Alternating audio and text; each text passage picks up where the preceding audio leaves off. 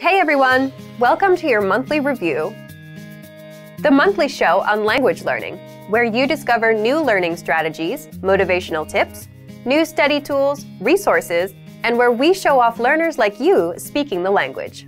That is, if you're brave enough to participate and become language learning famous. All the materials mentioned in this video are available for you right now on our website. Click the link in the description to sign up for your free lifetime account and start speaking in minutes. Okay, today's topic is why your worst days are the best days to study. So, have you ever had a day where you planned on learning language and you just couldn't go through with it? Even if learning a new language is your personal goal, something that you really want? Well, today you're going to learn 1. Why these bad days happen, and 2. Why you'll get your best work done on your worst days. Let's start. Why bad days happen with language learning. When I say bad days, I don't mean when you're too busy or when life gets in the way. These things are unavoidable. I mean days when you're just not in the mood. It's a perfectly good day. The sun is shining. No bad news. But you just can't get yourself to study. You're just wasting the day. So, here's why they happen. First, it's the law of diminishing returns in action. What does this mean? Think of it as eating pizza every day for 5 days a week. On the first day, the first 2 slices are great, but by the third one, you're feeling queasy. It's not as good. And by the 5th day, you're sick of pizza. That's the law of diminishing returns, when the benefits start decreasing over time. And it happens with language learning. When you first start, you learn a lot of phrases and it feels good. You're excited.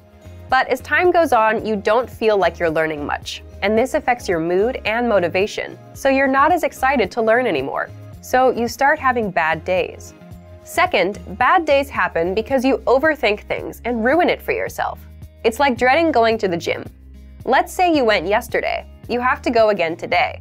So you're dreading it all day long. I gotta go again.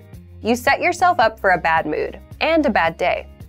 Third, bad days are a natural part of the cycle. Some days will be good. Most days you'll feel indifferent. Some days will be bad. But that's completely natural, and anyone with long-term projects and goals feels the same. And fourth, you can't be on 100% of the time. So just like days can't always be good, you too can't always be on and ready to go all the time. Again, just a realistic and expected part of the journey. Now, let's jump into the second part. Why you'll get your best work done on your worst days. So, why will you get your best work done? First, it's not that bad once you start. Once you've spent 10 or 15 minutes learning a language, it's not so bad. People say the same thing about the gym. If you show up and put in a bit of time, it gets easier. Second, it's overcoming a mental barrier. What I mean is, when most of us have bad days, our brain automatically says, okay, can't be done today. Stop, we're done.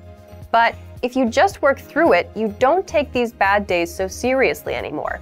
And that means you're more likely to stick with your language learning goal. This brings us to the next point. Third, it's your best work because working on a bad day only strengthens your habit of language learning. Remember, habits are what will help you master a language over time. If you can stick to a habit on a bad day, your habit only gets stronger, and it will lead you to fluency.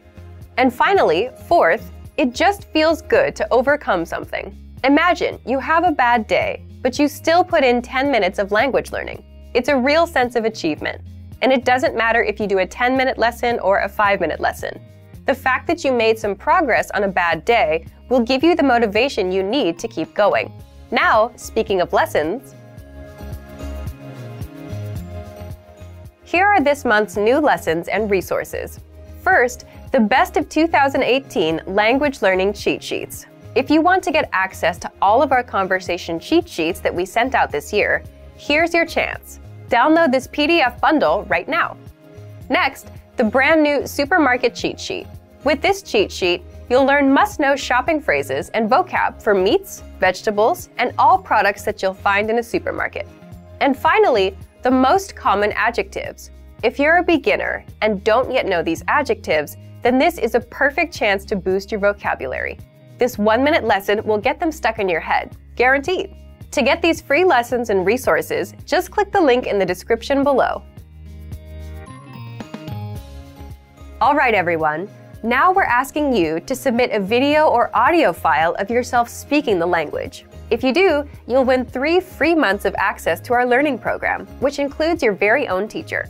Here's the challenge for you. Yes, everyone watching this. Record a 30-second to 1-minute video or audio clip. Introduce yourself in the language. Share your name, where you're from, and why you're studying this language. And you'll win a 3-month Premium Plus subscription. To submit, click on the link in the description. Sign up for your free lifetime account. Then, fill out the form. Attach the audio or video file, and press submit.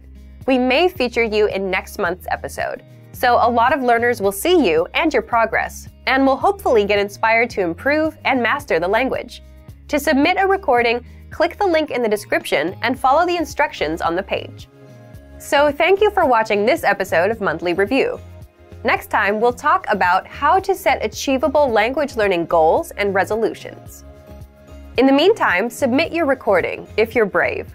Like and share this video, and leave a comment to tell us what language learning tactics you'd like us to talk about. See you next time. Bye!